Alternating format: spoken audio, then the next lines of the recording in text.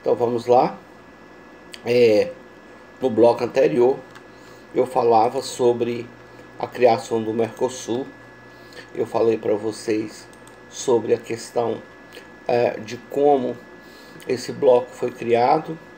Esse bloco tinha ali a composição originária de 4 países, sendo que depois houve a entrada de um 5º país, que é a Venezuela. A Venezuela não era originária da criação, né? E posteriormente a Venezuela foi suspensa. Lembrando que a Venezuela não é o primeiro país a ser suspenso do Mercosul. Ambos os países, lembrando que o Paraguai também passou por essa mesma situação, ambos os países foram pelas mesmas motivações. Regimes de governo que, se não são necessariamente ditatoriais, estão muito próximos deles quando a democracia começa a perder força, quando a democracia começa a entrar em questionamento, né? Vamos lembrar também sobre a questão do objetivo nuclear do Mercosul. O objetivo nuclear do Mercosul é criar uma área de livre comércio e futuramente fazer com que essa área de livre comércio acabe se tornando, né, por assim dizer, um mercado comum, né? Porque a área de livre comércio estabelece tarifas mais favoráveis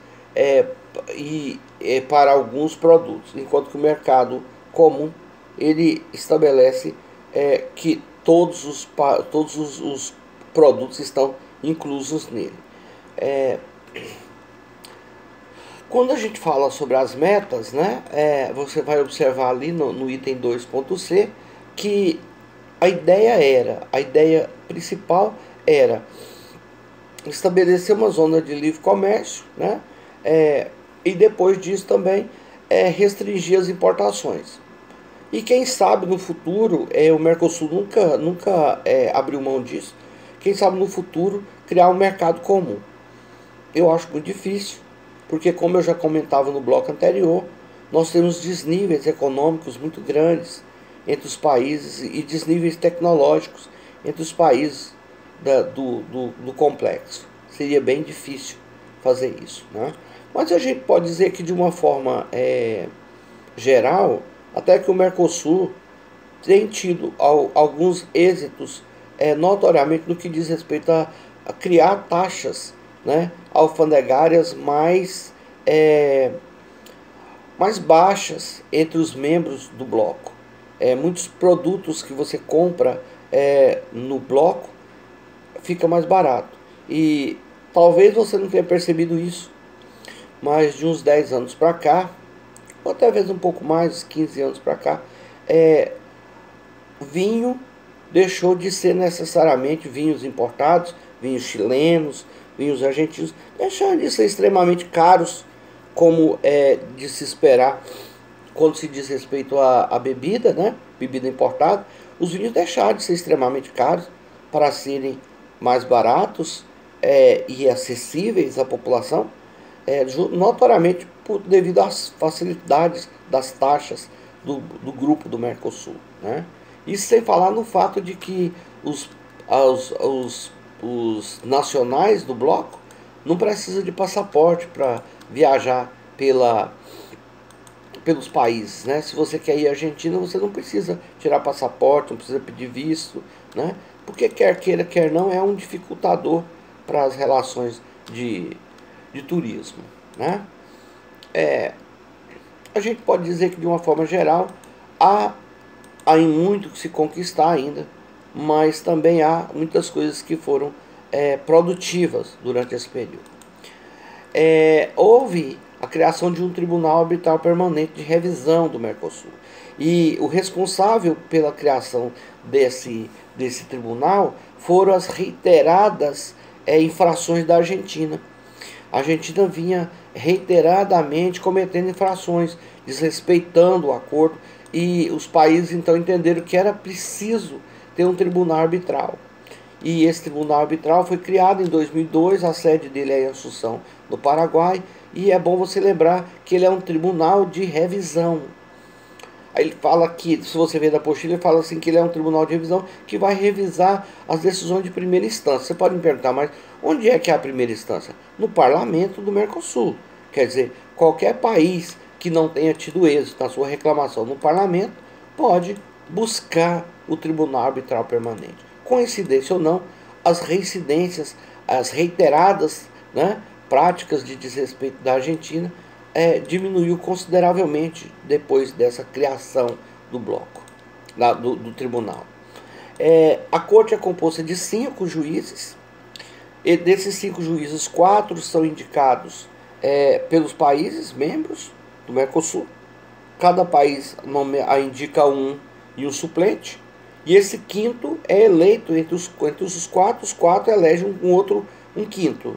Esse quinto que vai compor, né, o bloco. Lembrando que os quatro primeiros, né, os 4 juízes têm período de 2 anos e pode ser reconduzido a mais 2 anos. Enquanto que esse quinto, né, que vai exercer a função de presidente do tribunal, são só 3 anos e não pode ser reconduzido, a menos que haja consenso entre todos os membros do bloco, né? E esse quinto também tem que ser nacional de um dos países membros do Mercosul. É muito parecido com o que acontece no Conselho de Segurança da ONU. O Conselho de Segurança da ONU é composto de vários países, sendo que não pode ter 2 de mesma nacionalidade. Aqui são 4 membros rotativos e um quinto que cada triênio será de um país diferente, né? A possibilidade dele ser reconduzido é mínima. Por último, vamos falar sobre os tratados de livre comércio. O que são os tratados de livre comércio? Cuidado, porque os tratados de livre comércio são tratados firmados com o bloco, né? Então o país não está se tornando membro do Mercosul. Ele está se tornando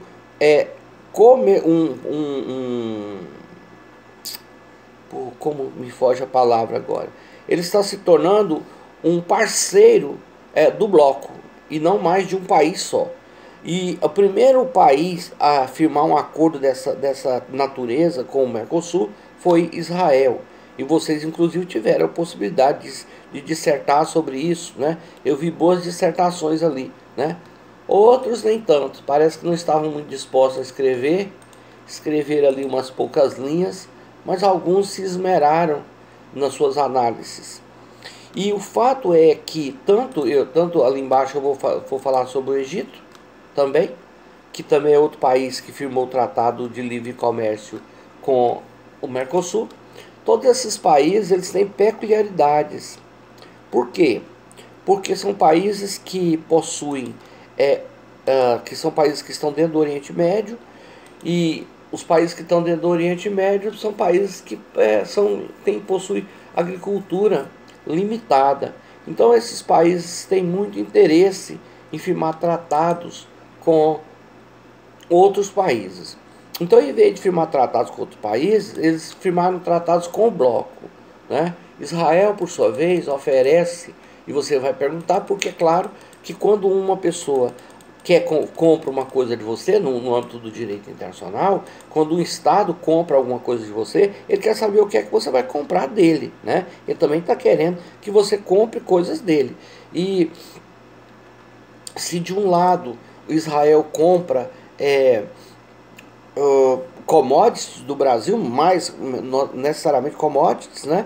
Do outro lado, Israel é um dos grandes, tem ali grandes patentes de medicamento que podem nos vender, interesses de armamentístico, e uma coisa que talvez você não tenha ainda se apercebido ou não tenha lido sobre isso: as tecnologias de irrigação israelenses são as melhores do mundo. Aqui em Barreiras, nesse projeto aí, nesse distrito de irrigação, a irrigação é feita por equipamentos de uma empresa israelense chamada Netafim, né? Então, se de um lado eles estão interessados em comprar os nossos commodities, do outro lado também eles estão interessados em nos venderem, né, esses produtos, porque a balança comercial precisa estar necessariamente organizada. Do mesmo modo, o Egito é um país que tem limitação com relação à produção de alimentos, né? Mas o Egito tem outros produtos que podem ser oferecidos para o Brasil. Entre eles, né, alguns minérios, algumas tecnologias nesse sentido. É bom você lembrar que qualquer informação sobre quais são os produtos que são vendidos e quais são os produtos que são exportados, quais são os produtos que são importados de um país para o Brasil, você encontra essa informação lá no site do Ministério das Relações Exteriores, www.mre.gov.br, né? Lá tem todas essas informações para você. Vamos falar da Unasul. A Unasul foi uma ideia que surgiu ali em 2008, e a ideia da Unasul era unir todos os países, né? Todos os países da América do Sul, né? Então criou-se ali um bloco com 12 países, e a ideia era fazer uma criação, uma integração não só econômica, né? Mas uma integração que fosse política, que fosse social, que fosse cultural e energética. E isso conceberia uma identidade única aos países sul-americanos. A Unasul, ela sempre foi repleta de conflitos. Primeiro porque quando você fala em estabelecer unidade política num universo de 12 países, num universo geográfico de uma América, né, é muito complicado. E desde o início, quando a Unasul foi criada, já se criou dois grupos dentro da Unasul. Um grupo que era um grupo mais conservador, que era liderado pela Argentina, e do outro lado um grupo mais, por assim dizer, de vanguarda, que era liderado pela Bolívia.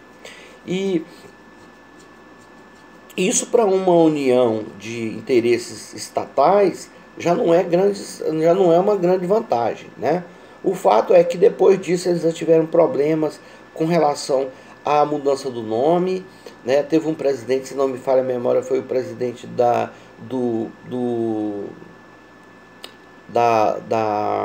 Peru, que sugeriu, né, que mudasse o nome, em vez de ser Unasul, né, que colocasse o nome União Sul-Americana, que ficaria USA, né? E aí muita gente criticou porque o SA, você sabe que é uma das siglas, né, de United States of America, né?